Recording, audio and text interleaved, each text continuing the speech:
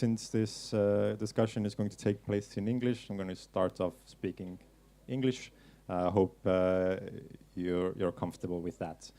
Just a disclaimer, if you want to participate in a discussion but are not comfortable asking questions in English in public, you can sort of make yourself heard in Estonian as well, and I'll do my best to translate. But if your question or comment is too long, then that probably won't fly. So try to get out of your comfort zone. But you have the option of using a translator. And I'd like to welcome you to this, it's not a panel, it's more like a discussion, the topic or heading of which is strategic state governance, the game without development plans, with this provocative subtitle of 0 to 1, Estonia versus Scotland. This discussion here is being organized by the Estonian Cooperation Assembly. And my name is Kaspar Kruup. I am the moderator or provocator or sort of framework provider for what is about to transpire here. Then I have my two discussants here. So to my right, first up is Doreen Grove. She's the head of open government at the Scottish government, and she will be sharing her experiences and the Scottish experience of playing the strategic game on a national level. And then to the right again is Martin Kaevats, the Digital Innovation Advisor of the Estonian Government Office, sort of representing its strategic unit here. But both of these people are not your sort of run-of-the-mill civil servants. I was advised to call them disruptors. As you can see probably from Martin's shoes, he is anything but an ordinary dude working for the government. So we plan to have a kind of unusual, I hope, or a bit more tense or sharp discussion. And first up, Doreen is going to describe her experience, and I'm going to give a word to Martin to respond and commentate. And we're going to pretty much after that give word to you. So I have a prepared list of questions that I can ask should you feel uncomfortable asking questions, but I hope that's not the case. I hope that we will have at least an hour to proper discussion time. And we have mics ready at hand, so you just put up your hand and we'll give you a voice. And part of the reason that we are here having this discussion is that if you're unaware, there's a process going on called the Estonia 2035 initiative, which is, as you can see, 2035 is up on the walls there, which is sort of a project or undertaking of the government office to make our national strategy making a bit more coherent. Right now, Estonia has 47 governmental development plans. And I'll explain these complicated charts in a moment, which represent only part of our sort of national complexity catastrophe that's happening on the strategic level. I'd like to offer this sort of framing for the conversation and then hand the mic off to Doreen. And the framing will be as such. I'd like everyone to contemplate two key assumptions when we're discussing national strategy. The first being that we live in a very complex world. And the second is that we are very, very limited beings. Limited in terms of our perception, our memory, our sort of cognitive capacities, our intellect. And the undertaking that we're talking about, sort of steering a nation, steering a whole society, in an uncertain future, it's pretty much like out of our league, really, in terms of our capacities. And then obviously, when we want to do the thing that we're talking about, steering a nation or a society in an uncertain future, in a complex world, we have to somehow reduce the complexity of the world to manage it, to understand it, to be able to do something with it. And there are sort of better and worse ways to reduce this complexity. So here is an example of complexity reduction in the Estonian style. So this is only part of our sort of national development plans. And here are the relationships between those plans and the parties that are responsible for those plans. And so this might give you an understanding that behind all of these nodes is a big old document that someone, that the whole ministry maybe has written, and someone has to sort of go and follow point by point and measure the outcomes of, and coordinate the implementation of across the all sorts of departments and ministries. So that's probably a project that will fail, right? There is no way in hell that anyone ever, anywhere, can sort of hold all of this information in their heads, see all of these connections, coordinate across all of its complexity. And this is quite disheartening. There is this question of, oh, well, how can we do better? How do we play this game of strategy? What kind of method should we use? How should a limited strategist work? And we have this, the game word is in our heading as well. And I'd like to invite you to contemplate whether we are playing an infinite game where there is no end goal and we are just going through time trying to adapt to a changing world as we go, which is enshrined in our constitution as well. Or are we playing a finite game where we are trying to sort of achieve some sort of state, described in a plan that by 2035 we will be here. And these are two very different ways of sort of organizing strategy and reducing complexity. And Doreen, on my right hand, is now going to talk about complexity reduction in the Scottish experience, and also provocate and share all other kinds of approaches to the how of strategy, of how can we sort of approach this very, very difficult task that we have taken up when we say that we want to do national strategy. So Doreen, please, the floor is yours. Thank you, Casper. First of all, can I ask who's been to Scotland? Excellent, excellent. What are the rest of you doing? Sleeping? It is a really wonderful place. How many of you know anything about the history? Oh, well done. First of all, to say I am a civil servant, and I'm actually very proud of being a public servant. I may not be a very conventional one, but I think public service is hugely important. And I think so because in any civilized place, how the population is looked after is really, really important. And fundamentally, that's what government's for. It's not there for political ends. It's not there for any other way other than making sure the life of the people who live in your place have a good life and do it in the best way possible. What I'm going to do very briefly is to give you a little bit of a history lesson. I'm sorry, if you invite a historian, you get a history lesson. Scotland has had its own parliament for the last 20 years, thereby. We got devolution from the United Kingdom Parliament at the point that we had a left-leaning, arguably government, a Tony Blair government, who was interested in the idea of more localization and more local governance. The parliament, as it was set up, was designed always to be a coalition. They didn't want too much power in Scotland. So the idea was we have a voting system which has proportional representation, which is good. But the idea of that was that it would almost certainly end up with a coalition government. And that played out for our first two parliaments. So from 2000 up to about 2007, we had two coalition governments. Now, in the first one, those of you who have lived under coalitions will know that what that means is politicians have to pay each other back. So the first one was great.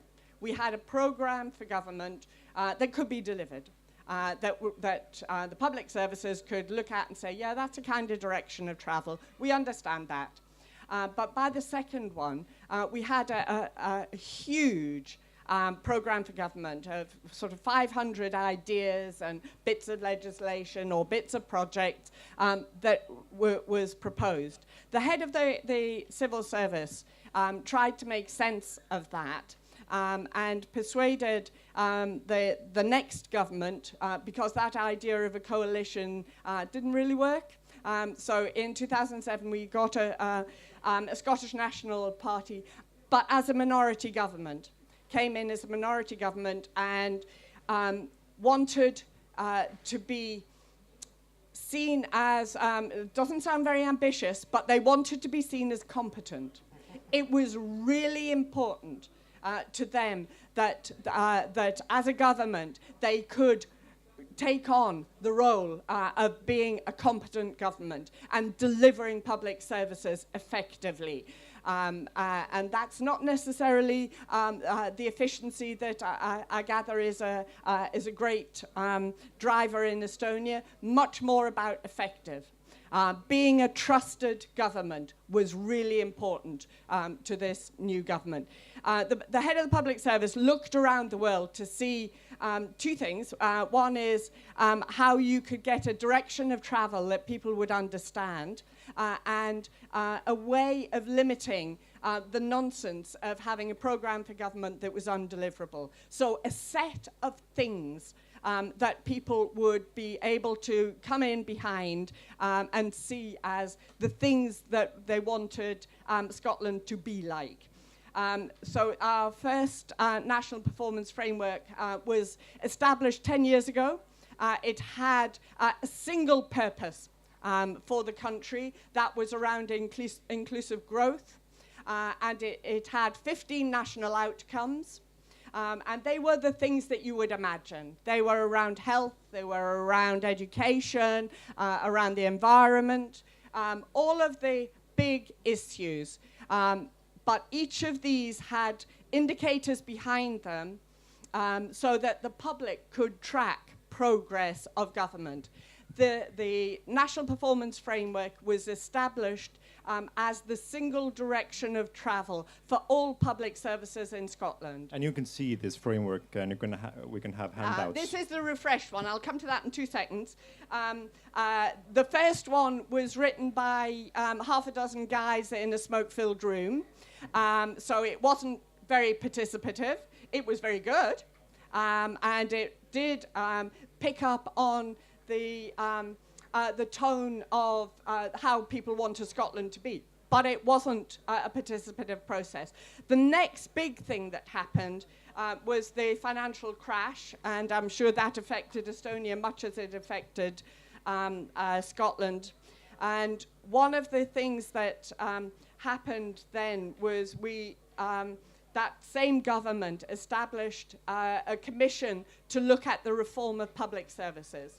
And I don't have a copy of that, but if you Google the Christie Commission, it would come up. And that was a member of the Trades Union Congress in Scotland who went around and took his commission out of Edinburgh and went round Scotland, talked to people, talked to civil servants, talked to people who were delivering public services, and asked them what mattered. And how you would reform public services in ways that got better outcomes. So not about necessarily about saving money. Of course, there wasn't going to be any more money, but the tone of the conversation was about better lives, was about using the resources that we had better. And in a world where it's much easier to count ambulances at the bottom of a cliff rather than the number of people who haven't fallen off the top, they were very brave in suggesting that prevention, so preventing people falling off your cliff, was much more important. That is quite difficult in a world where numbers matter, where you have analysts who are in control of so much of life, where you have people who know the cost of everything and the value of nothing. So this was a very brave proposal, and the Scottish Government accepted that proposal. So we have a reform programme and a whole department in government looking at reform of the public services that values partnership. So we recognise we can't do it alone. Government, we're a tiny civil service. 5,000 people is all we have in our civil service. We have, you may laugh, Casper, but the UK government has in Scotland more than 25,000 people working for the DWP, which is the welfare department. I wasn't laughing at you, I was laughing at us. It's a very small number. And what, I've lost my thread now. That's your fault. So we put partnerships, performance, people, and this underlying level of prevention. So trying to get policies that would prevent harm rather than constantly dealing with the problems of harm. So get health policies that actually solve the problem before it really becomes a crisis.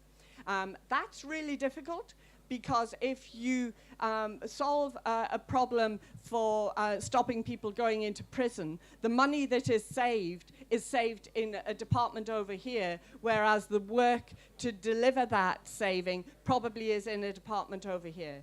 So what it needed was real collaboration, absolutely working across the piece. So the final bit of this kind of story for now is that we had about 3 years ago, we developed something called a Community Empowerment Act, which was looking at how you move not from government doing stuff to people, but how you involve people in the decisions that affect them.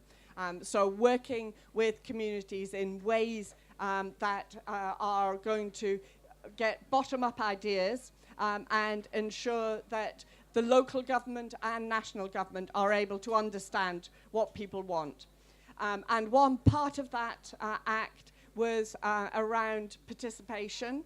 So government has, like every other government, we consult regularly, and indeed we have a formal way of doing that, but we recognized that most of that is speaking to the people who are already involved. Most of it is actually getting people to respond who have an interest, rather than actually speaking to the people whose user needs are paramount.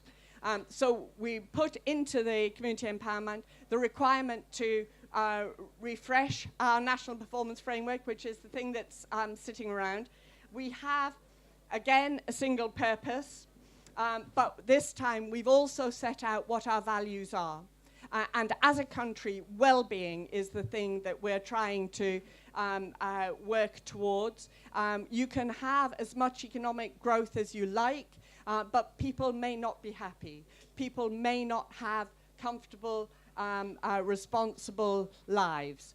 They may not feel engaged. And that engagement and connection to each other and to life is what is hugely important. We did this in a much more participative way this time. Any of you who know anything about Scotland will know we had an independence referendum in 2014. We lost the independence referendum, and as a civil servant, obviously I don't have a political view on that, but what we did do was we may have lost that battle, but we won the public war, if you like. Because the thing that really changed during that debate, unlike the Brexit debate, was that we had genuine discussions around Scotland about the kind of place people wanted to live in. We had a national conversation which came out after the independence referendum, which was called A Fairer Scotland. We used deliberative techniques, we used online techniques, we used almost every method we could think of to ask people in all sorts of places what a fairer Scotland would look like, how that social justice that we tell ourselves is what we want to see. Scotland sees itself as much more of a Nordic country than perhaps the rest of the UK. It doesn't play out if you look at the statistics from our national surveys. Doesn't matter. It's the story we tell ourselves, so we're very keen to keep that story going. It seems like a really useful story. And interestingly, I've just heard in a discussion over in one of the tents over there about the levels of trust in the Baltic countries. And Estonia seems to have a much higher level of trust in government than most of the other Baltic states. Well done, guys. I think that's really important. And in Scotland, we have a much higher level of trust in government than the rest of the UK, by almost 30%. Now, is that because we're much better, or is that because we've made the effort to do things like actually think about what kind of outcomes people of Scotland would want to have? Is that because we have tried to genuinely shift the narrative in Scotland? I suppose what I should do is end up by saying one of the things that I work on is open government, and the team I work in is about how we do these things. So how we do transformation within government. We come up with all sorts of tools and techniques, and we have a variety of tools, which I'm sure you all have. But one of the things that jumps out at me is the need for a combination of methods. There is no one silver bullet. And if anybody tries to sell you it, it's shite. There isn't a single one way. We've just appointed a new chief office of the chief designer. We use design technology and design thinking to work our way through policy development. We use improvement science, particularly in health, but in other areas too, where you have a way of thinking about a problem.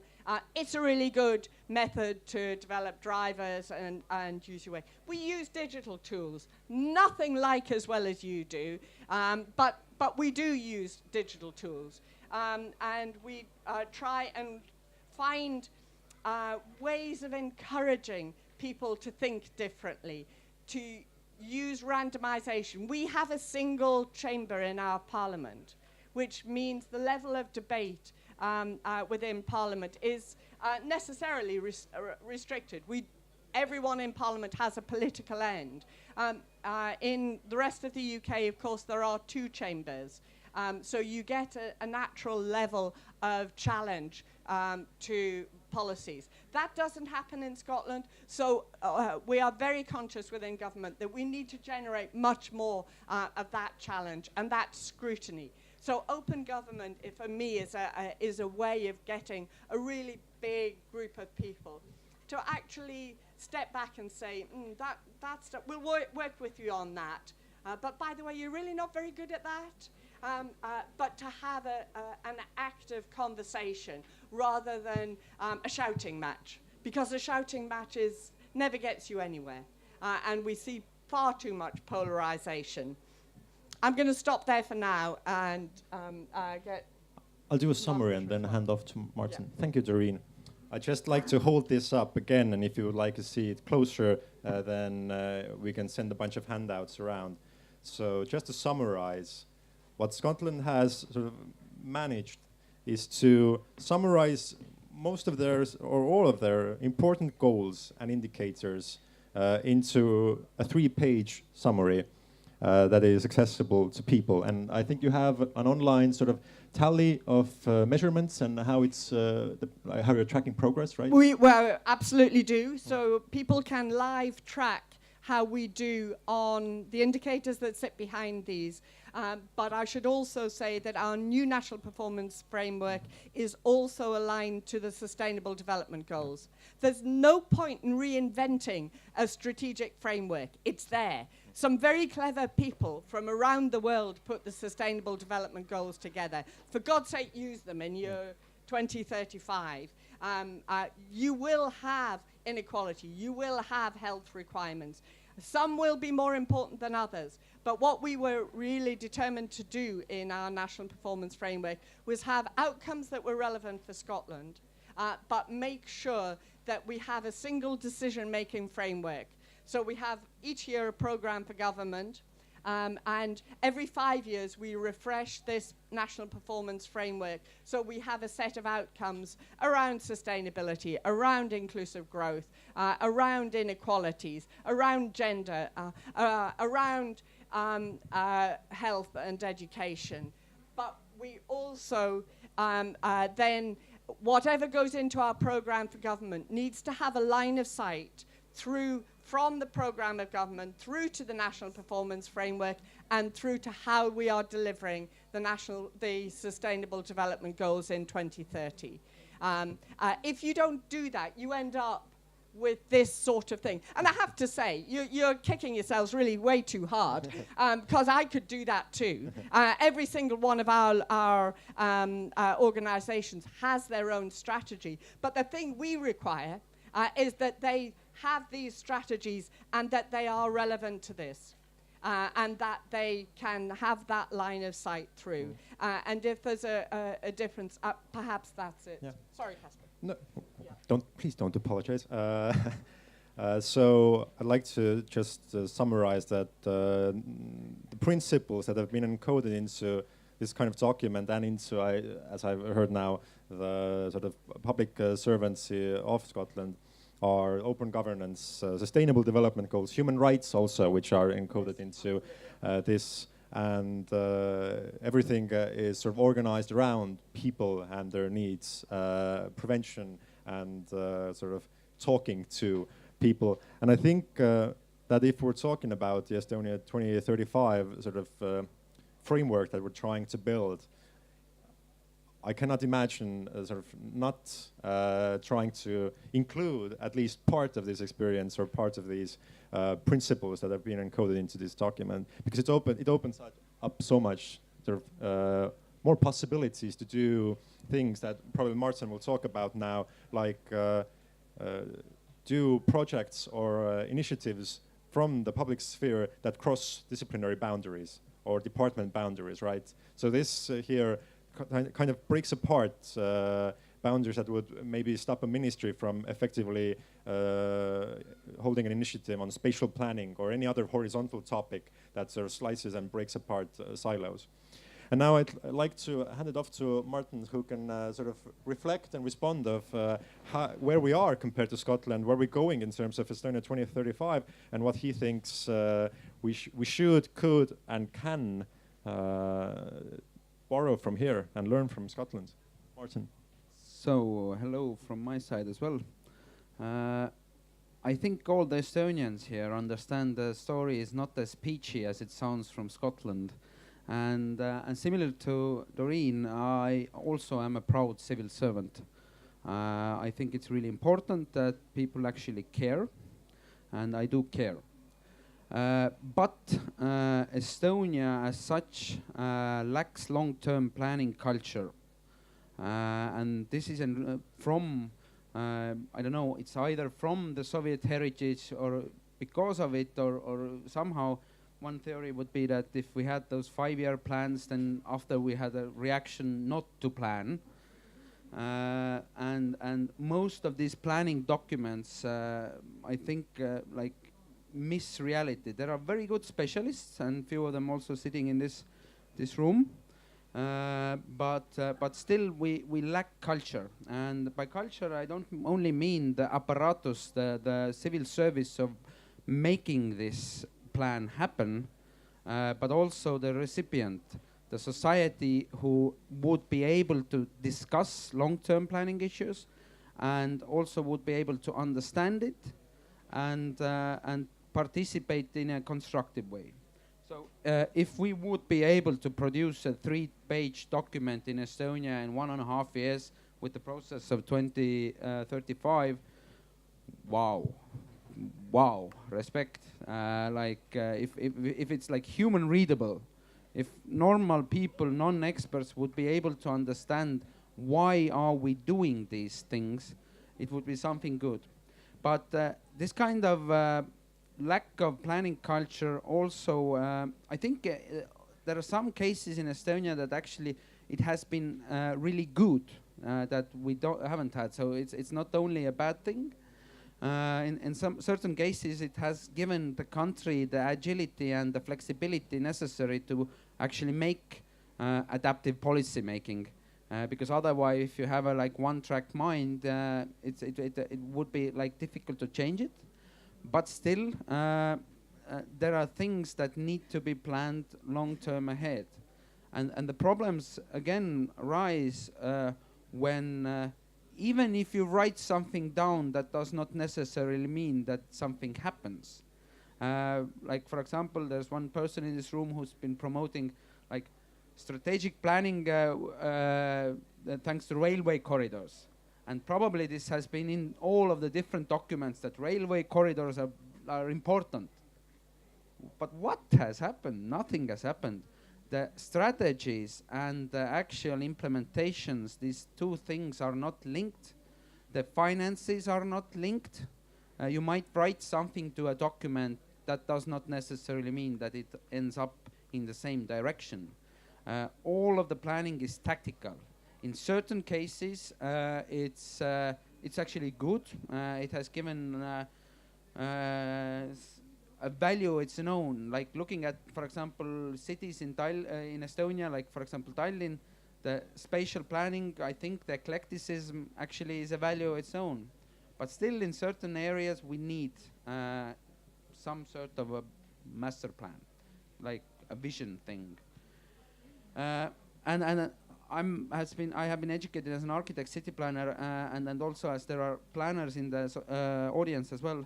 The problem is that we do have those documents, like for example, spatial planning as a horizontal topic is one very good example. But the problem is that the general plan of Estonia, this is a historic, not the future document. It looks at history and not the future. There are few subjects there that actually do look at the future, building a tunnel to Helsinki, for example. But, for example, nobody actually were planning to have a Rail Baltica corridor already. Like we could have done that 15 years ago. And then we still did this corridor with very, very strange nuances. With lots of different aspects, the general plan basically legitimizes the different decisions made in detailed plans, and thus it does not work with the future, it works with the past. But in this context of lacking long-term planning culture, we actually need to start developing it further, and this is a strategical communication issue. Just as Doreen mentioned, in Estonian civil sector, there is a very, like most Estonians probably know it quite well. There are two different words. There is consultation or kaasamine, and there is participation or osalemine. If civil servants actually want to get this tick in the box that they have done their consultation and they're like legit now, it actually does not mean anything. That's total bullshit. And this culture is enrooted very deeply in the civil sector, and changing that in a system of very strong inertia is very, very difficult. And that's why I'm hoping and I'm pushing for that this 2035 process possibly could be something different, to be a kind of a lighthouse project in terms of strategic planning, because I think we need case studies that we can show that things can be different, and making yet another document in Estonia which usually revolves around all the 20 usual suspects who anyway come around the table and discuss these issues. Everybody knows everybody's agenda everywhere because they've been like friends for a long time, or at least co-workers or something. We need to make these common goals actually communicatable. in a way that non-experts would understand it. And this is, I think, one of the biggest obstacles, that also the language that we use in terms of communicating long-term goals or why we do things. It's when civil servant talks about it, then they sound like a bureaucrat. And whenever anybody who might not, who is either just thinking or talking about those things, then the usual reflection is, you sound like a politician. No, I'm not politician, I'm policy. I'm working strategy. And actually defining these goals, these baseline values, how we build a society and how we need to structure it different, and how we need to change the culture of participation, not consultation.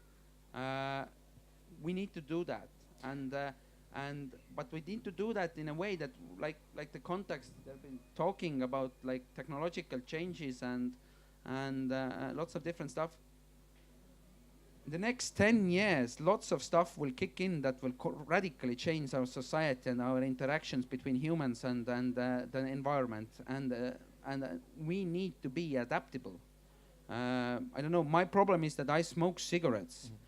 Making that individual change within me is very difficult to change. But building a society that's constantly adaptable, open-minded and bold, trying out new things, that's basically, I feel, as the only resilient strategy against the unknown of the future.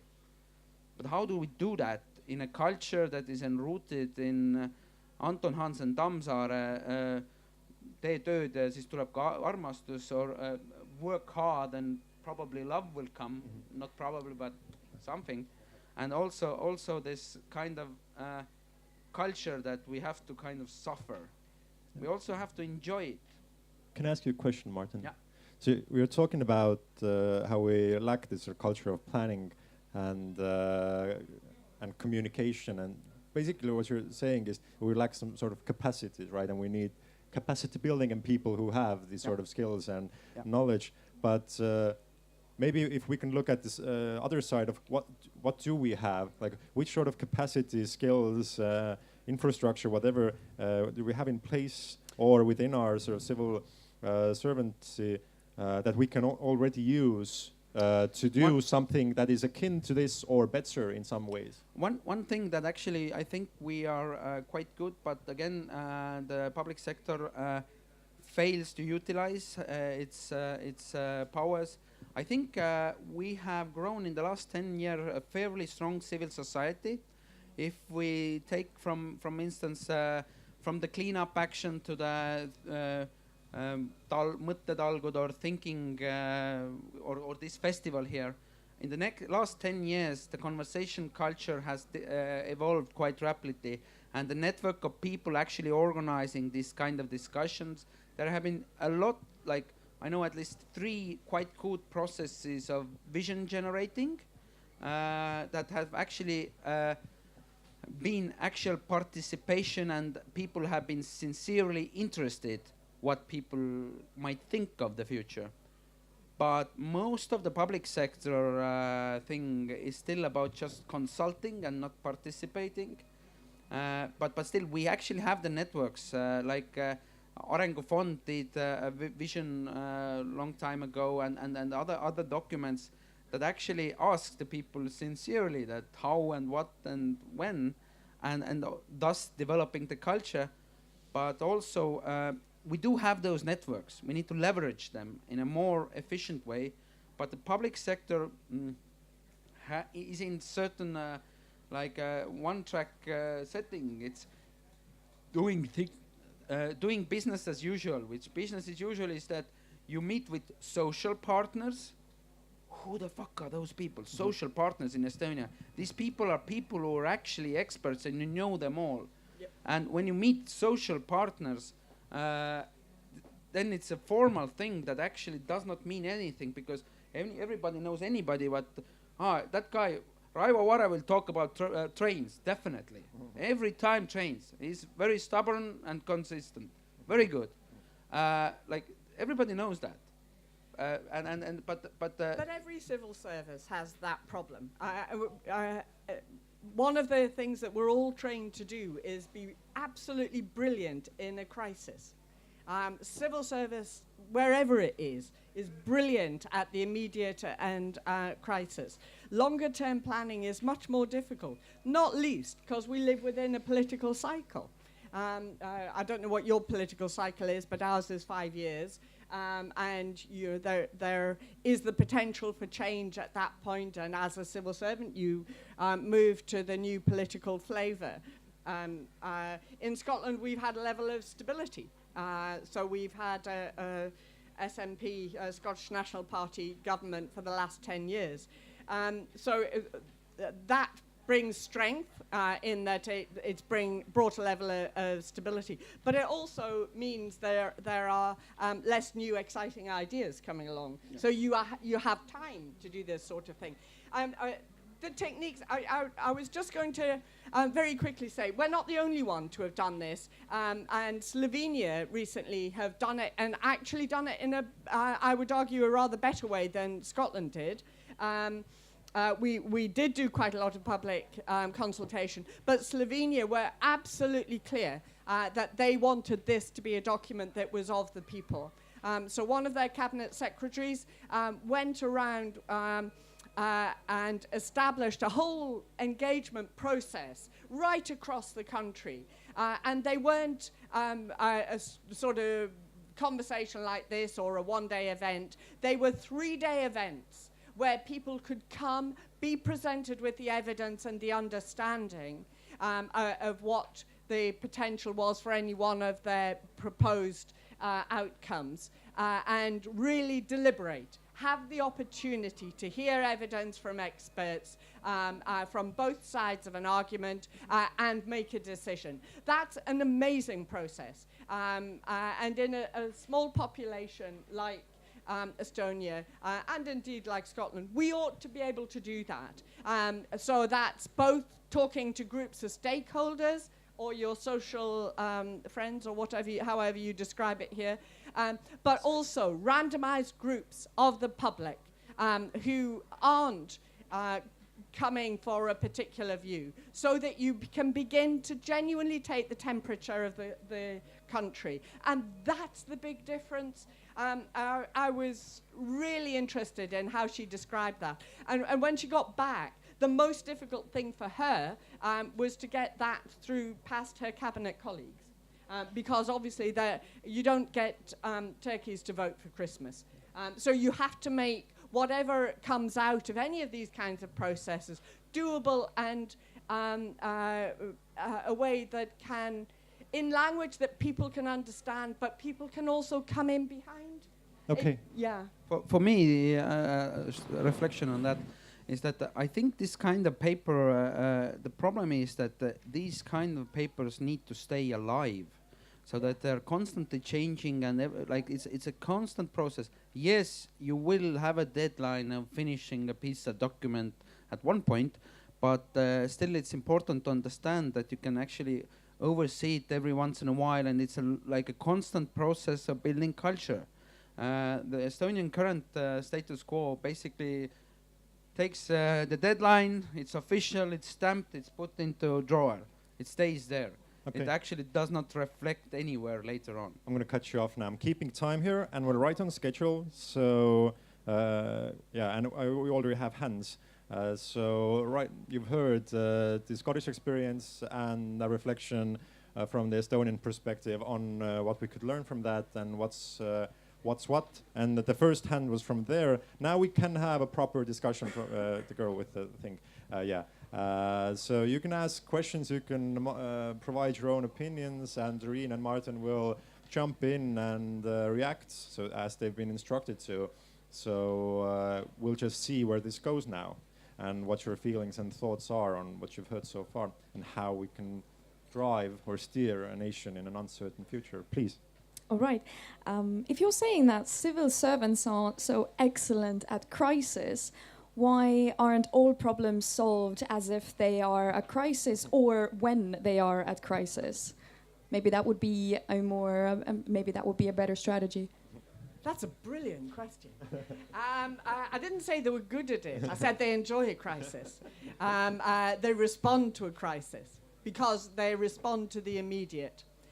Though actually, you find that a real crisis generally is solved, but it's solved to the point that it comes off the front of a newspaper. Okay, Martin, do you have anything on that? No. Okay, next question, please. Or opinion. I have two questions. I think the first one's for Martin. Estonia has crafted this narrative of creating a digital society, one that's actually like quite robust, and even as an outsider looking in, I am quite envious of in several aspects. And it with the digital society, there's some like accolades, and also like 99% of like public services are online, whatnot. But what's really the end goal of creating this digital society? Are there any real like soft power benefits or anything that's actually like tangible? Because even as it is, like Estonian society is already quite impressive. But like if you ask many Americans, like people my age, some of them probably still can't point to Estonia on a map. Like, is there anything that Estonia wants to project in terms of like soft power? That's probably the problem of America. Yeah. And that's a great question. We're probably going to pick a fight over that now. So hold on with your second question. Yeah. So basically, for the most of the time, I work on the digital society stuff. What I think and what the main problem has been is that yes, we have had those successes. This was not strategically planned. There were some components, yes, some smart people, some smart decisions, some engineers, some politicians and so forth. A row of luck in the beginning. And some smart choices as well. But the point is that this development has basically always been an unofficial strategic agenda. It has not been as clearly documented. Yes, there have been some development plan and something, but still, this is a bit of a coincidence, but not also. And another development that has been important and which is, I think, really, really important now and in this discussion as well is that since 2001, this mainly development has, like mentioned earlier, it has been only about effectiveness, the efficiency, quantitative things, making stuff cheaper, faster, and this kind of a process has somewhat become a goal in its own right. But now, and this is what I feel now, and I think there's a kind of a turning point because also as tech has evolved, smartphones and whatnot, and also the citizen expectations have changed because of that.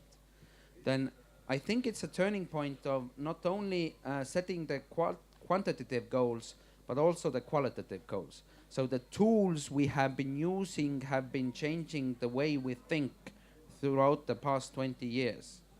And there is more talk about actual quality, the value, stuff like that.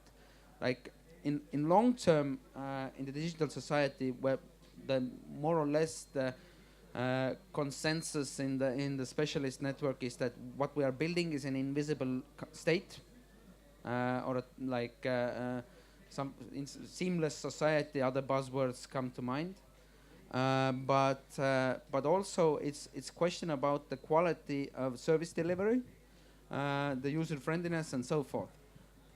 But I'm really happy that people are less talking about how much money would we actually save because of that.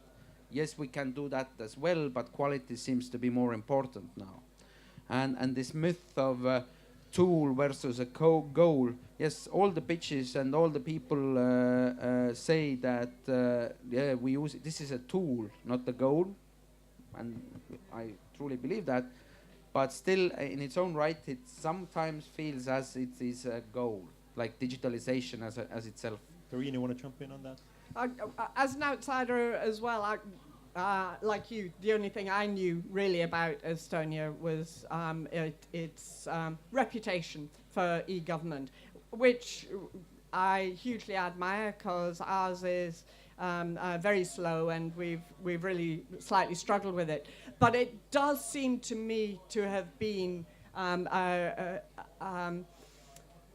seeing it as a way of almost dehumanizing the contact between government and people. And I think that's a shame. So putting that human back in. I would not say that it is that bad, but because we come from a Fenugric culture, we actually, most people don't like this, like human contact. So Oh, I come from a place where people like talking.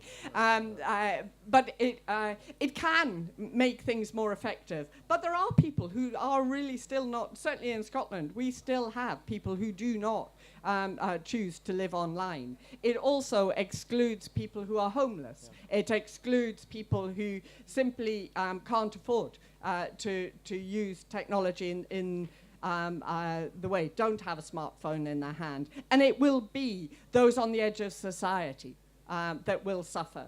And one of the really important things is to try and make sure that it's... Actually, one quite good case is that whereas in European Union there's a large meme called the digital divide, representing something you just mentioned, then I think in this respect, I think Estonia provides relatively good statistics against it. That I would like to argue that in Estonia, the digital, I would even as a slogan say that there is no digital divide, but of course there is somewhat. But due to the vast educational programs in 90s and in other places, and in the like.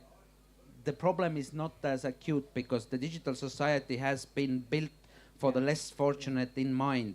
The government does not need to worry about pioneers. Pioneers can handle themselves. Yeah. We need to worry about the less fortunate.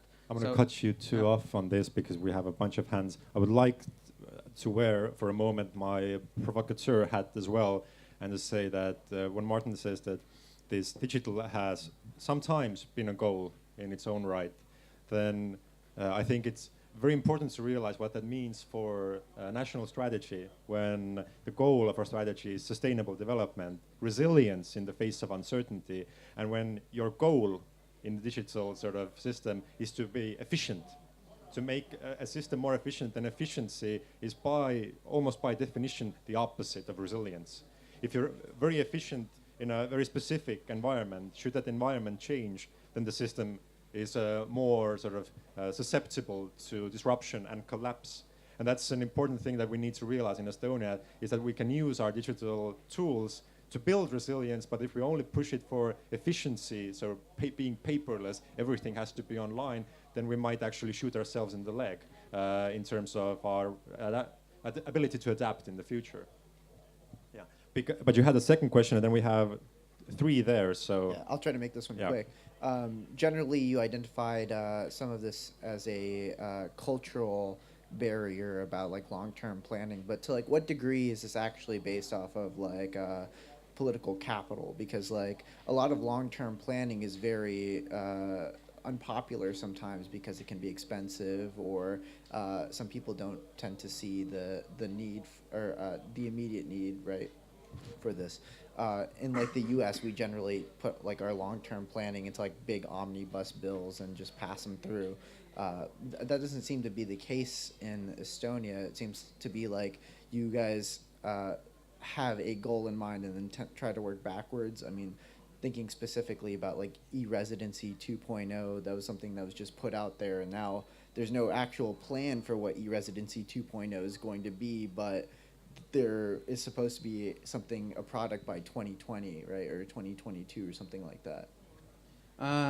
I think like a question about political capital, for me it's the lack of long-term planning still is basically because we lack the roots come from the lack of cooperation between different people. And if we talk about long-term planning, this is about this is above party like numbers. This is something that everybody should like agree upon in as Estonians, not as party members or somewhat. So I think the main problem is the cooperation culture. This is the people who are organizing this tent. They are promoting cooperation, but there's a lot of work to be done in that domain, and politicians as well. With politicians, the system and the problem is the length of the election cycle. They tend not think much further. Doreen, do you want to jump in on that as well? Because the political issue, as we discussed earlier, has been kind of approached differently in Scotland via legislation also. Yeah, I think both for Scotland and for Slovenia, it proved important to actually get that long-term planning cycle into legislation. So the requirement for this, and not for it not to be something that sits on a shelf and isn't looked at again, is in our Community Empowerment Act. And every single parliament has to have a national performance framework, but it has to be reviewed. And the implication from the Act is that that is done with the population, so that there is a process. We and Slovenia have done the same. They put it into legislation, and almost about 2 weeks after it went into legislation, they had a general election and their government moved to the right.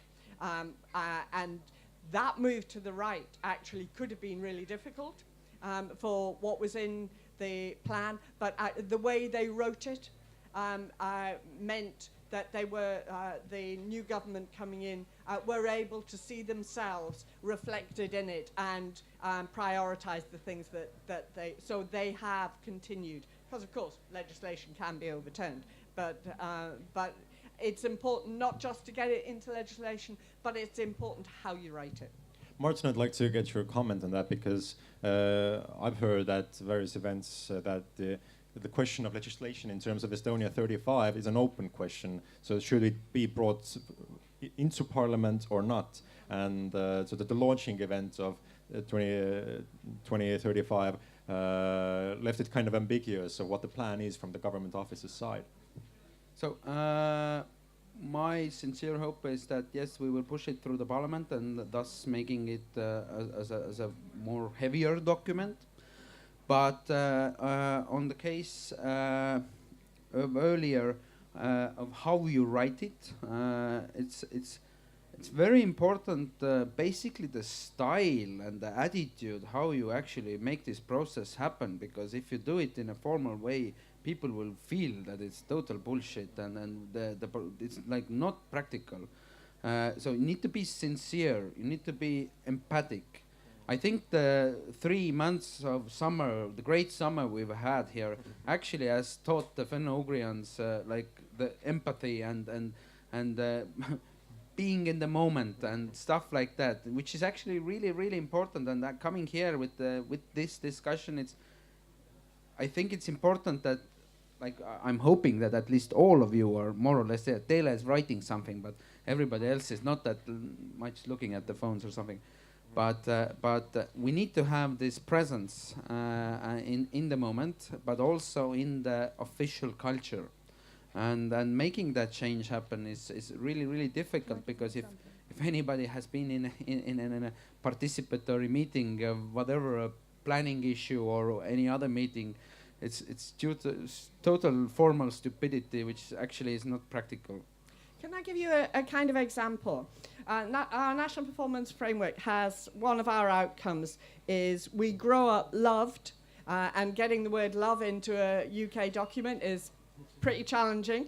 We grow up loved, safe and respected, so that we realize our full potential. Now, yesterday morning before I left on my disastrous trip to get here, I was at a meeting of all of the senior grown-ups in Scottish Government who were listening to a presentation by somebody called Fiona Duncan, who has been writing or doing a review of children in care. So children whose parents are the state, they're looked after children. And she said some really harrowing things. But the whole process of her review has been done with children. So she has a board, and half of that is children who are in care. and the other half are people who have expertise in order to help. She is doing it entirely by listening to children. She's under huge pressure to do it quickly because there are some significant issues, but she's absolutely going at the speed that she can have that conversation in a trusted place and way with the children. So one of the things she told several stories, but one of them was about a small girl who she'd had really long discussions with. Her parents had been abusing her, and in the end she'd been taken away from home, and she'd been in care for about 4 years, and this girl was only about 8. And Fiona saw her again at another event and called her by her name. And she said, "That's astonishing. How do you know my name? Nobody has known my name since I was taken away from home. I'm a file for people." And so Fiona, of course I know your name, but in her way of working, she's absolutely making her review ensure that children who are in care grow up loved, safe, and respected. And that is what she's going to deliver, is a system that takes the fear of public servants who are trying to do the right thing. People don't go into this to be bad or to be wrong. But they are afraid of health and safety, they're afraid of privacy laws, they're afraid, and that plays out in behavior that is not as empathetic and not as just as human as you would to your own family. So I just wanted to use that as an example of how actually really absolutely to the people who matter on the ground, the performance framework isn't something that's sitting on a shelf. It is actually going to be used. I think that's quite profound, and probably you might agree. The 3 points of first you have love in a national document, and that would be, I think that would make headlines in Estonia. And this sort of humanity and personalization and inclusiveness of groups that, like, I know there's a person in the audience who sort of works for children, but I don't know if we include or we have any sort of boards or committees that have children participants, and that kind of sounds profound to me as well. But we have 2 more people waiting for a long time now, so. Well, thank you very much, and thanks for sharing your views on planning and public engagement. Just to make a full disclosure, I haven't worked for the strategy office that Martin represents here myself, and being involved both in planning, strategic planning, and public engagement practices, sort of trying to introduce them to the public sector. And just to share a couple of observations, and perhaps to follow it with a question as well to Doreen. First of all, I think planning is only as good as we can make people who are involved in this believe in it, and also as good as the environment allows the plans to remain valid. So in many ways, I think the Estonian example is that the environment is such changing so rapidly that in many cases the plans, when they get adopted, are already obsolete. So in that sense, I like very much the strategic performance framework, because that seems to be a fairly high level of robust. So in other words, you don't need to change it every second year or so. And I think that brings us back to the difference in the political systems, because obviously when you have not just every 4th year the new government but also in between with different counterparts who may change the course quite rapidly, then obviously the plans cannot remain the same. So in that sense, all these long-term, hard-worked plans become obsolete very, very soon. And that, I guess, necessitates also to keep it more robust, and that's very much why this sort of system seems to be great. But to follow that with a question, I think you touched upon the differences in political system in Scotland and Estonia already, but still I'm curious, how did you get the politicians interested and involved, or how did you get the buy-in? Because I think we in many cases have observed that, you know, we as civil servants can agree on many things. We can try to involve the general public and stakeholders, but then you have these bloody politicians who don't believe in it, and they don't want to, you know, make any long-term commitments, and they don't want to sign the things that that we think are good. So I wonder, how did you do it? Thank you. I think every civil servant would recognise the frustration of any democracy has elected politicians and a civil service that's working alongside. To a degree, the Scottish situation is helped by the fact we have a reforming government. They came in with an agenda to reform and to be part of that narrative of Scotland wanting to be a progressive place, wanting to be seen on the international stage, and wanting also being sort of egalitarian. That is a story we tell ourselves, and we have a government that wants to see that happen. It isn't for me as a civil servant, or indeed for you, I'm sure, to tell our politicians what to do. But there are ways of presenting information to ministers that make them see the benefit of this. And in something like the Sustainable Development Goals, our First Minister was one of the first international leaders to say, actually, this isn't just about international development as the Millennium Goals were, and we have poverty in Scotland, we will apply them domestically.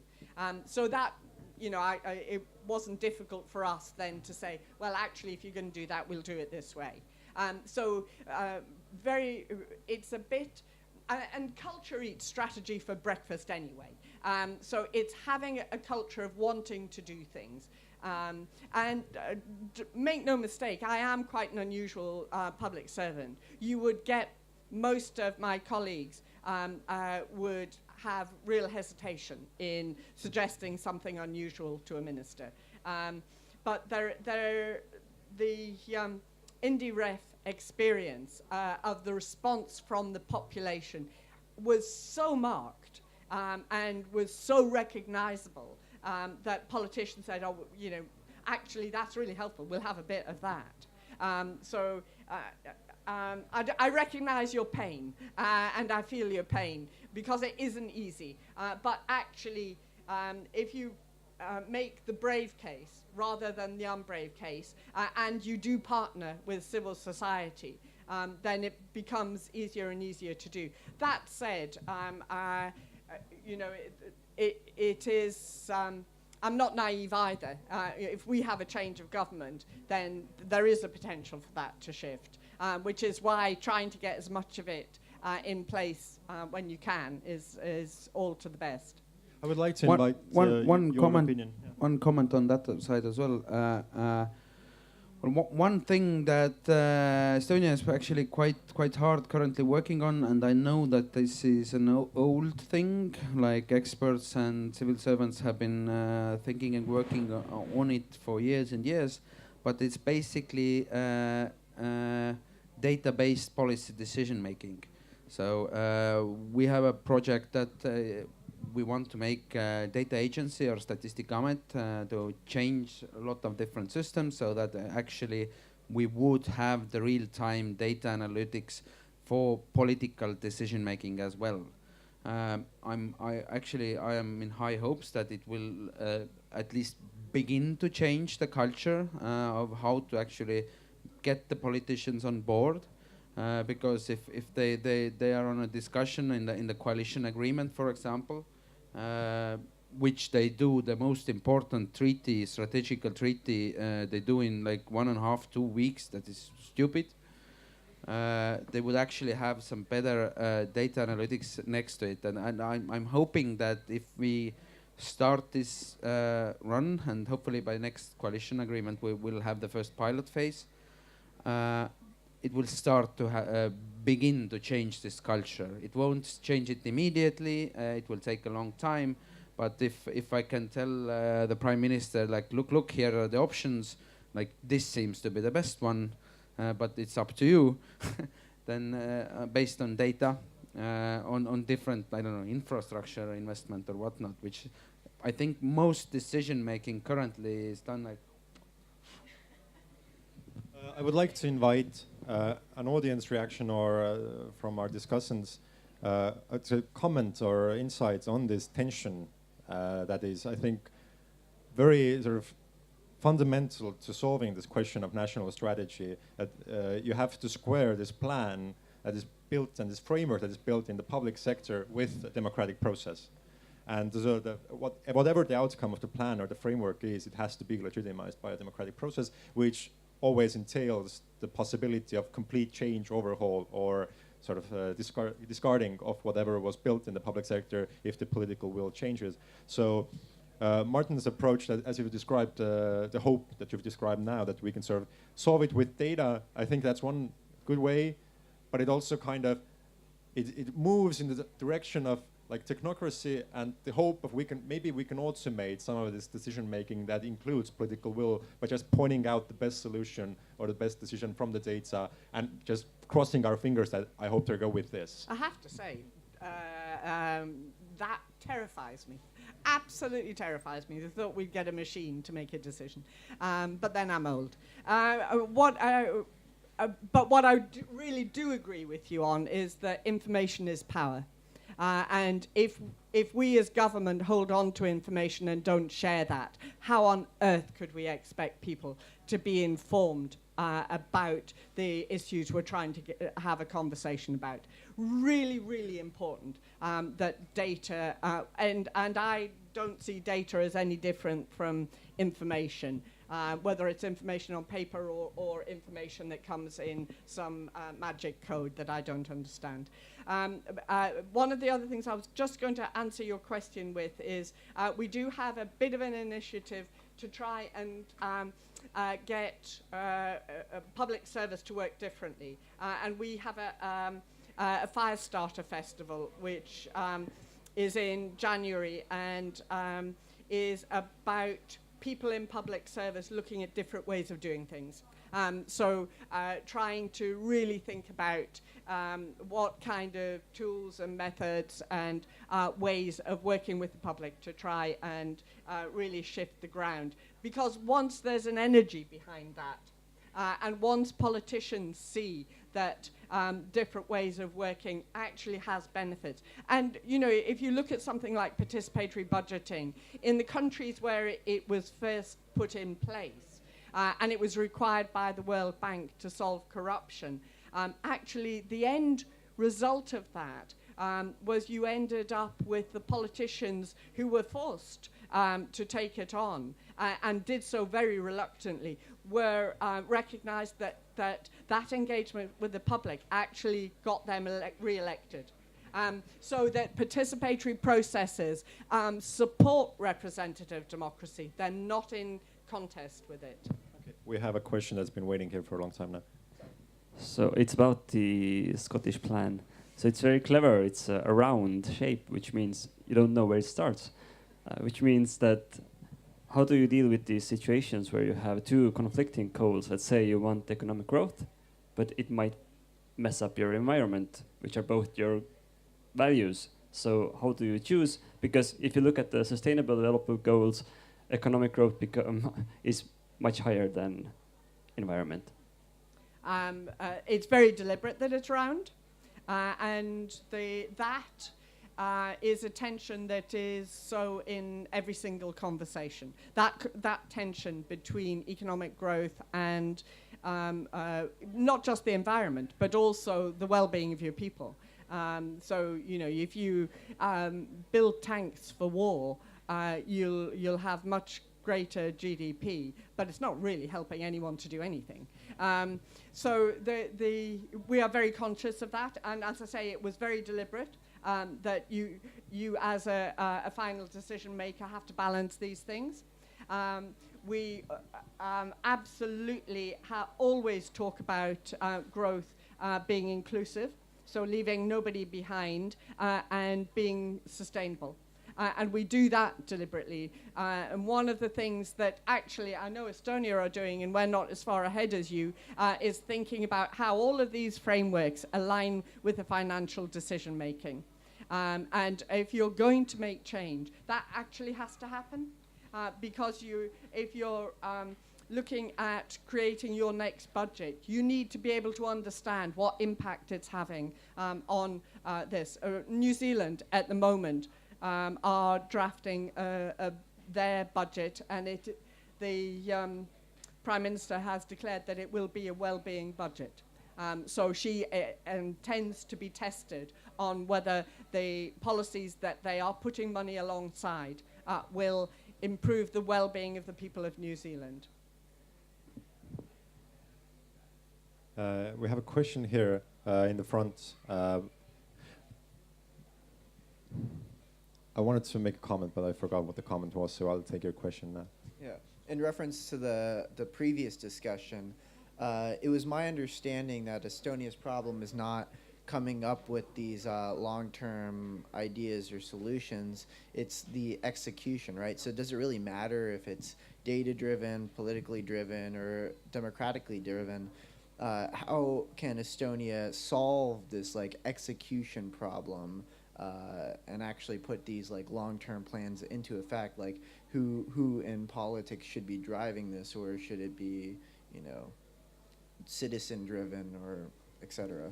And then another like follow-up question is like in your beginning monologue, you identified that there are some things that we should probably do long-term planning for, and some things that we should just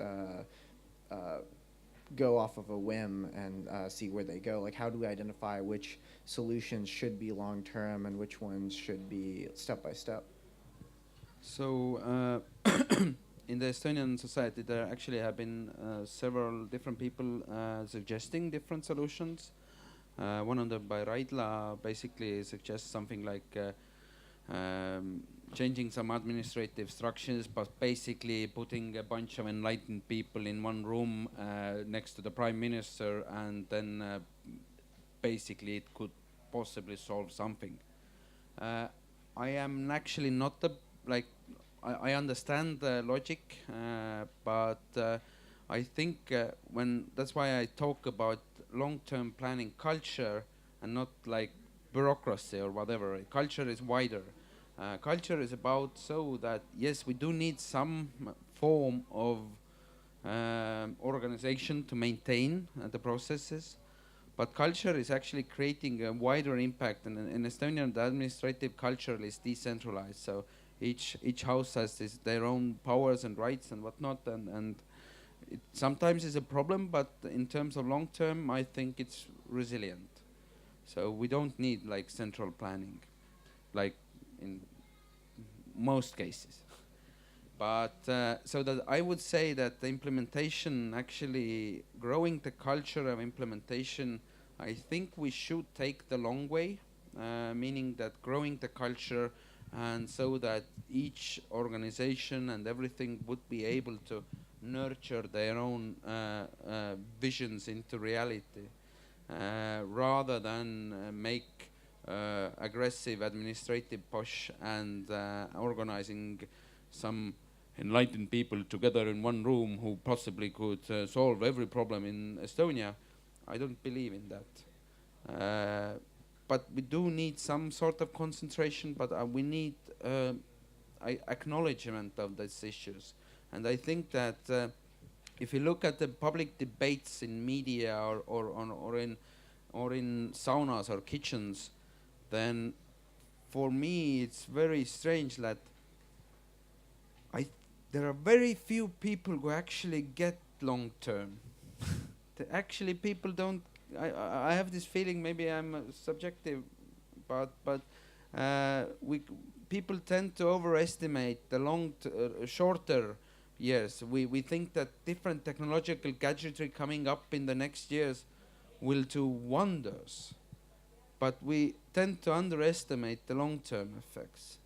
Like if you look like from 10 years, like if you look 2008, like stuff was really different and we did not imagine that we would be here. But people like 10 years ago would not able. But now the problem is that the rate of change is going faster and faster. This 10 years, the next 10 years will be like done in 5 or something like that. And the changes are more radical.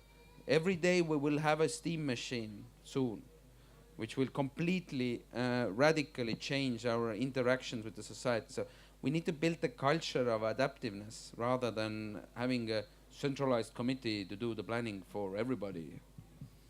Doreen, do you want to respond? Yeah,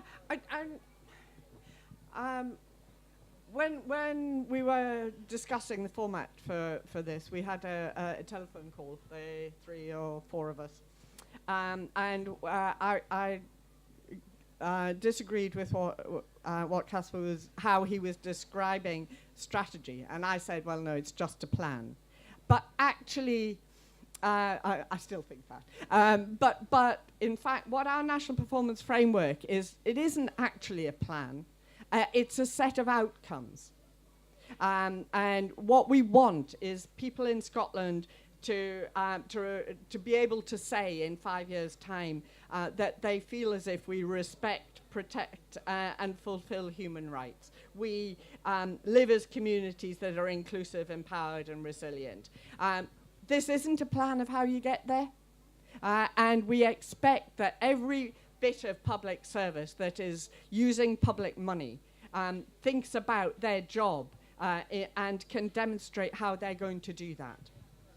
So it has to be adaptive, and absolutely, none of us saw Brexit coming, and I don't care who tells you they did, they bloody didn't. And we've all had to adapt for it. The UK Parliament and the Scottish Parliament are, their heads are in Brexit the whole time.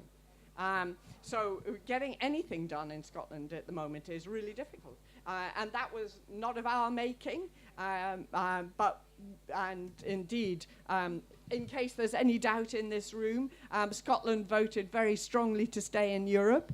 And that hugely different discussion in Scotland.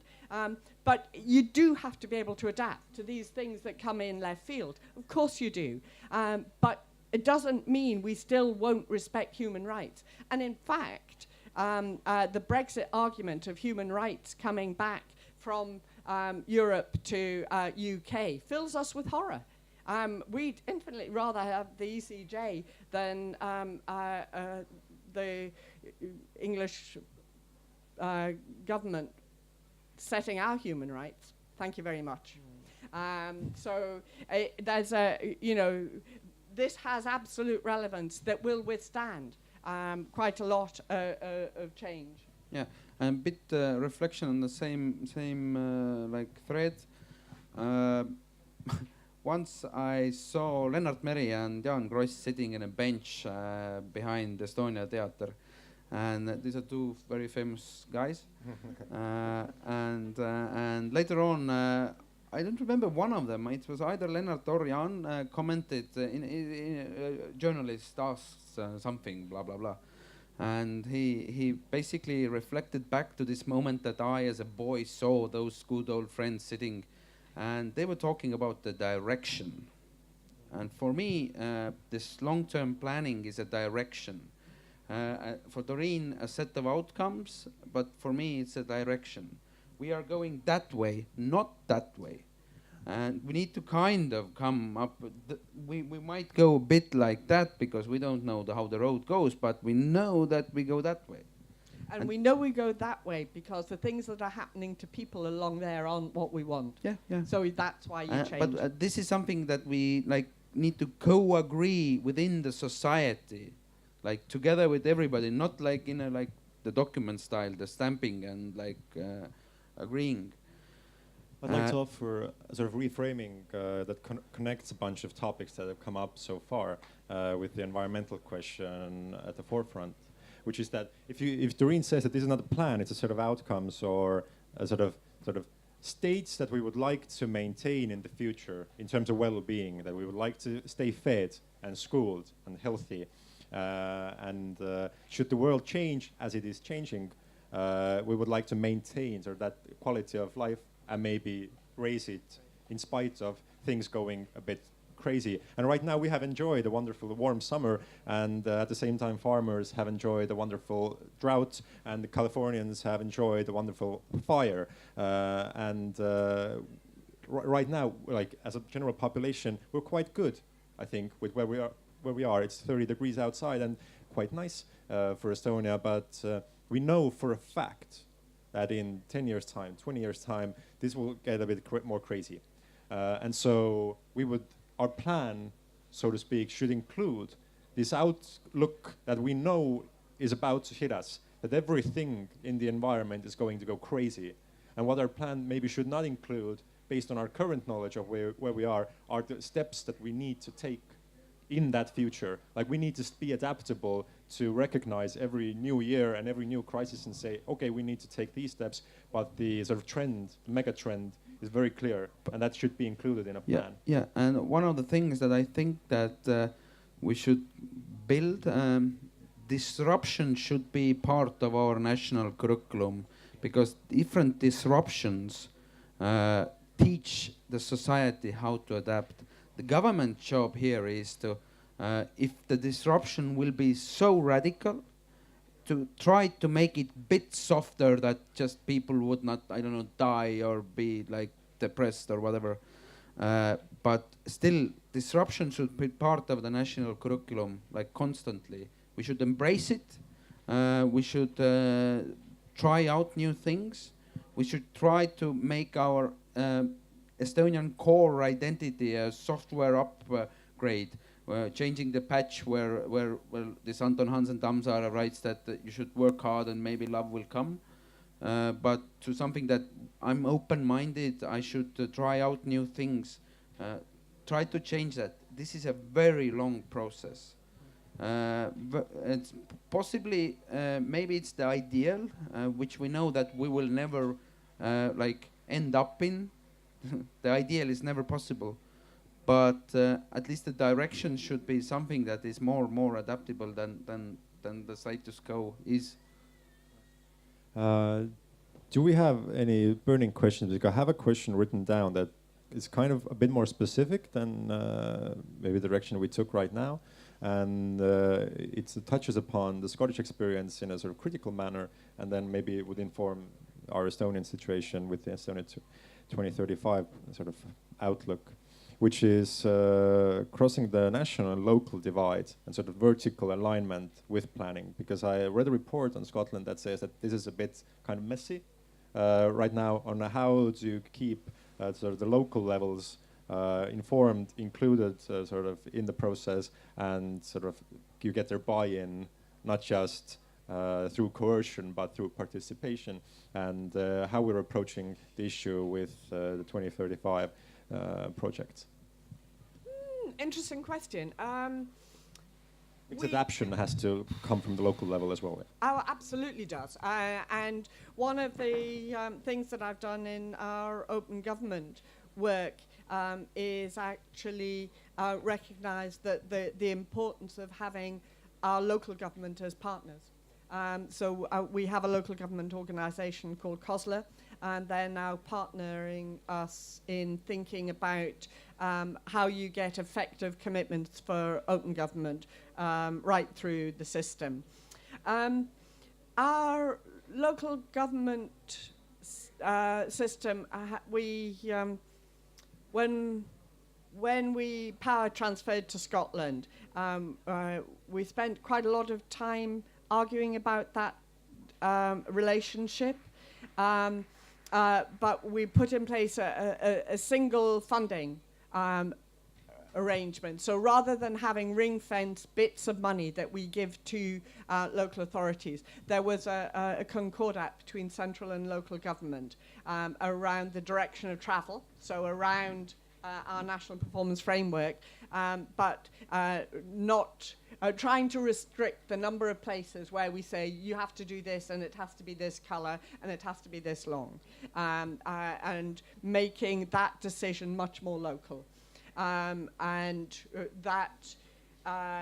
We probably were not as effective as I would have liked to have been in the discussions with local authorities around the development of the current refreshed programme, and we will change that next time. They have now accepted it and are will be part of the implementation of it. So it's variable because you have obviously different political councils around the country, though there are there's quite a way of keeping the discussion going through COSLA, which is their organisation. There is another organisation, actually, that helps with the leadership of how we get change and how we make it happen, and it's called the Scottish Leaders Forum, which is all the leaders of Scottish public bodies, so things that are set up by Parliament. That might be our environmental organisations, it might be our councils, it might be health organisations. All of those chief execs come together once or twice a year to talk about the really big issues and to think about how they get change to happen. So that is another kind of process. And that was put in place because the last head of the civil service came from England, and people kept telling him Scotland was small enough to get everybody in one room, and it really hacked him off, so he thought he'd try. And actually it was really useful. So we've kept it going. Martin, will we try, or what's our approach with local national integration with Estonia 2035? What's the outlook? What's your outlook or opinion if there is no official one? There is no official one, probably. The official text always goes peachy. Everybody will be participating in this process. But actually, currently, my personal opinion is I'm not sure that this will happen. Actually. I'm working hard so that it would. But basically, I would still refer back to the very broad and general talk I've been pushing the whole discussion that it's a cultural issue, because Estonia is still embedded in silos, and all the different ministers plus the different municipal and central government levels, they all consider each other as opponents rather than working in the same team.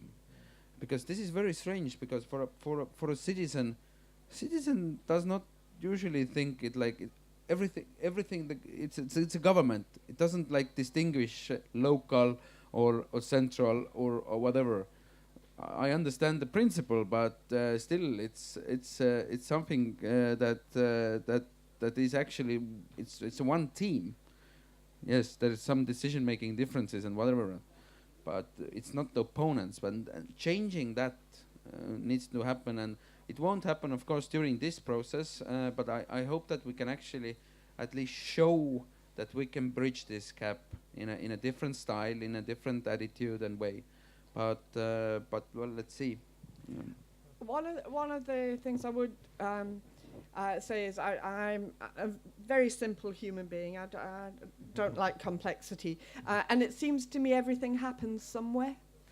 So how you think about place, whether your place is your street, or whether your place is your town, or whether it is an issue that means your place is your state. There are all sorts of levels, and most people can think about the difference between those, and most people care about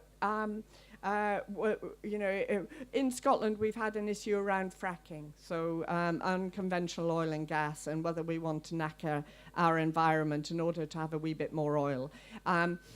So that is an issue that people really, really care about. So having a discussion that involves people, not just those who would be living on top of it, but those who are around it, seemed like a really important thing to do, but it's really difficult politically. So there are issues that in a country, I'm sure all of you will have heard about the Irish example relatively recently. They just did a really big shift referendum on abortion in the country. Now that came from a participative process. They have a constitutional convention that is a number of people who are randomly selected and put into a room to consider changes to their constitution. And abortion was part of the Irish constitution. When they were set up by Parliament, they were given a number of tasks, and they went back to Parliament and said, that's all very well, yes, we'll talk about them, but we also want to talk about gay marriage, and we also want to talk about abortion. So Parliament said, ooh, they're really difficult issues for us, but if you must. So the Constitutional Convention went off and had an incredible discussion about both of those things. And both have come back to Parliament, and they're toxic for ministers, they're toxic for civil servants. But because this group of people had done a really detailed, deliberative discussion, both the politicians and the civil servants were able to say, oh, well, I wouldn't suggest it, but they have. So using these kinds of processes and in a way on issues that matter. So if you're local, finding a way of having the conversation about what your place is like, and there are a few of these around, which is a tool we've developed to think about your place. But if they're national issues, whether it's fracking or whether it's something about human rights on abortion or gay marriage, then actually using the process that helps get that change to happen in a way that's disruptive without throwing the baby out with the bathwater. Sorry, is that a phrase that?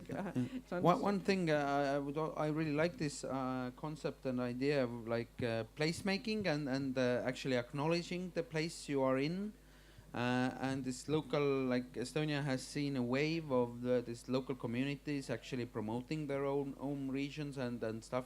What it actually does, it's again, people are more spatially aware. They actually know where they are.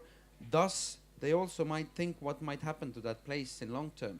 So this kind of acknowledgement in a smaller scale is highly important, so that actually in longer term future we would actually have a culture where we could actually discuss the core values and the goals or the direction of the society where we are heading at. But this is a very basic standard of that. I think one of the takeaways for the government office from this should be if it's true that there is no approach to the national and local sort of integration question, that we have to have one, because if we're aiming for 35, then many local questions will absolutely become national questions, but they will be localized, like low coastal areas, seawater rise will be impacting Pärnu. Põxit will be impacting the eastern parts of Estonia, and those will become national questions whether we like it or not. So sort of including those in the Estonia 2035 project, it seems like a no-brainer, especially given the wave of sort of spatial awareness that we've been seeing in this past year, of people realizing, hey, I live in an environment. Kaspar, no. We need to have a 3-page document, not 10 is too much. If we put every one of those, I understand that there are issues, they're very important issues. But if we go into detail, we will get the dead document. No, I mean that you can do it in a sentence almost of the impact of climate change and changing sort of our energetic infrastructure on local communities and municipalities. Yeah. A mic. No, we don't need a document. We need a future. Yes, exactly. Exactly. I agree. But still, it must be communicatable and short, not like bureaucratic. That was my point. We can take, I think, 2 more questions, and we're going to wrap in at 50. So we have like 7 or 8 more minutes. So you have a question there. So if I may, on that particular point, I think there are several layers to any exercise or process like this anyway. So I guess the first one would be to kind of imagine what kind of future there will be or we want to be, and then also try to estimate its sort of the level of certainty around that, because obviously there will be a lot of uncertainties. But you have to play with all these different things, and probably you need to come up with such a version as well as a bit longer one. So you can't just tell people that these are all great things, right? We all can agree to these, but the thing is, how will you accomplish them? So you need a bit more on that anyway. So I think there's not really an inconsistency there. It's just different levels of communication, I guess. Thanks. Yeah. I couldn't agree more. And there is a implementation team for every one of these, and it includes civil society, local government, and central. You have a question there. Yeah, one of the things about like learning about the Estonian government for me, and like some of the policies, where a lot of them just seemed very abstract, and I didn't see any like really like tangible things until like I really like read about them and really actually went to some of those agencies and figured out what they were actually doing. Like, is there a I guess a communication problem too with some of this? Actually, this is something that I discovered. I've been in the public sector for 3 years now, and sorry, to be honest, this is my first actual job. I get the regular pay. So, but what I discovered is actually, and been long term in civil society and different stuff, is that actually in the civil service, the core values and the directions that the Estonian civil service has are totally legit for me, who was a guerrilla in the streets like 10 years ago. But the problem is, yes, communication. They might not be able to communicate the ideas. I have learned to know those people as humans. I now understand that. Oh, cool! I like, but yeah, they're not able to communicate that well, and this is an issue. Doreen, you had anything on that? Most civil servants think they're just getting on with the job. They don't think they're not communicating. But actually, we don't talk enough. And one of the things we've been doing recently in Scotland is talking to people about our next open government plan. We also, in parallel to that, have a review of local governance. So a review of how decisions are made locally. And in all of those conversations, what's become really clear is the point you made earlier, Martin, about nobody caring where decisions are made, and certainly not knowing, and actually having no idea how to get to somebody who can make a difference. I don't know about your website in the Estonian government, but if you look at the Scottish one, you don't find a human being in it. You can't actually identify a person to get in touch with, to ask a question. You'll get put through to the right place eventually, but that humanization of what we do, so being the person who can be seen and is there, is actually, it doesn't come naturally to civil service. I actually did an internal discussion on what open government meant with some of our colleagues. And at the end of it, one of them came up to me and said, I don't want to be open. I'm here to do my job. I do my job really hard. But actually, it's much quicker if I just do it myself. And you kind of realize how far we've got to go when even that doesn't come as natural.